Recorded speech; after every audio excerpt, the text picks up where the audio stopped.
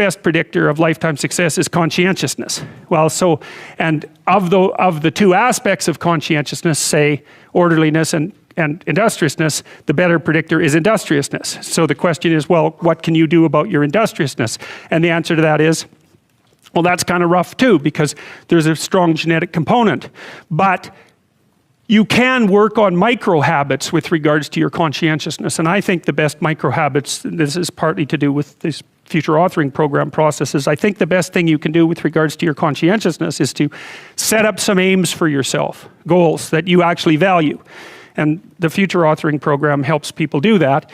And basically, it does a situational analysis of, it helps you do a situational analysis of your life more than a psychological analysis, I would say. And so the questions are something like, well, all right, you're gonna have to put some effort into your life.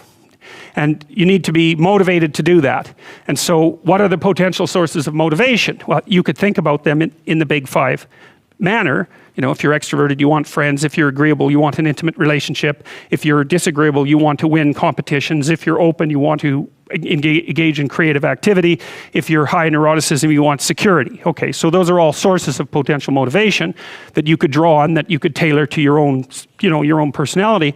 But then there are dimensions that you want to consider your life across. And so we ask people about, well, you know, if you could have your life the way you wanted it in 3 to 5 years, if you were taking care of yourself properly, you know, what would you want from your friendships? What would you want from your intimate relationship? How would you like to structure your family? What do you want for your career? Well, how are you going to use your time outside of your job? And how are you going to regulate your mental and physical health, and maybe also your drug and alcohol use? Because that's a good place to auger down, you know, because alcoholism, for example, wipes out, you know, 5 to 10% of people. So you want to keep that under control. And then so maybe, you know, you develop a vision of what you would like your life to be, and that associates the goal. Well, once the goal is established, and then you break down the goal into micro processes that you can implement, the micro processes become rewarding in proportion, in relation to their causal association with the goal, and that tangles in your incentive reward system. You know, we talked about the dopaminergic incentive reward system, and that's the thing that keeps you moving forward. And the way it works is that it works better if it produces positive emotion when it can see you moving towards a valued goal. Okay, well, what's the implication of that? Better have a valued goal, because otherwise you can't get any positive motivation working out. And so the more valuable the goal, in principle, the more the micro processes associated with that goal start to take on a positive charge.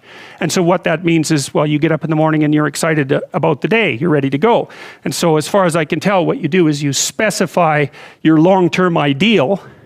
Maybe you also specify a place you want to stay the hell away from, so that you're terrified to fail as well as excited about succeeding, because that's also useful. You specify your goal. You do that in some sense as a unique individual. You want to specify goals that make you say, oh, if that could happen as a consequence of my efforts, it would clearly be worthwhile. Because the question always is, why do something? Because doing nothing is easy. You just sit there and you don't do anything. That's real easy. The question is, why would you ever do anything? And the answer to that has to be because you've determined by some means that it's worthwhile. And then the next question might be, well, where should you look for worthwhile things? And one would be, well, you could consult your own temperament. And the other would be, well, you kind of look at what it is that people accrue that's valuable across the lifespan. So you do a structural analysis of the subcomponents of human existence, and I already did that. You need a family, you need friends. Like, you don't need to have all these things, but you better have most of them. Family, friends, career, educational goals, plans for, you know, time outside of work, attention to your mental and physical health, etc. You know, that's what life is about. And if you don't have any of those things, well, then all you've got left is misery and suffering. So that's a bad deal for you.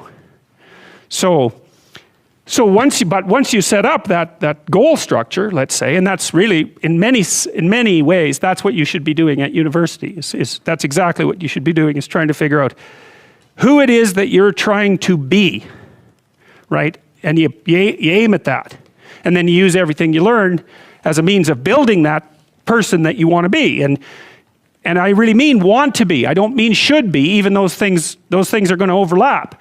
And it's important to distinguish between those because that's partly, and this is back down to the micro routine analysis. So if I was saying, well, you're going to try to make yourself more industrious. Okay, number one, specify your damn goals, because how are you going to hit something if you don't know what it is? That isn't going to happen.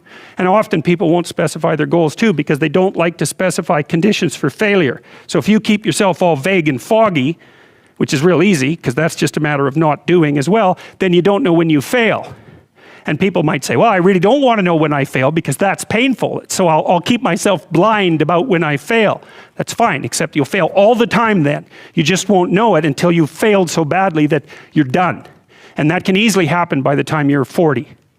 So I would recommend that you don't let that happen. So that's willful blindness, right? You could have known, but you chose not to. Okay, so once you get your goal structure set up, you think, okay, if I could have this life, it looks like that might be worth living, despite the fact that it's going to be, you know, anxiety provoking and threatening, and there's going to be some suffering and loss involved in all of that, obviously.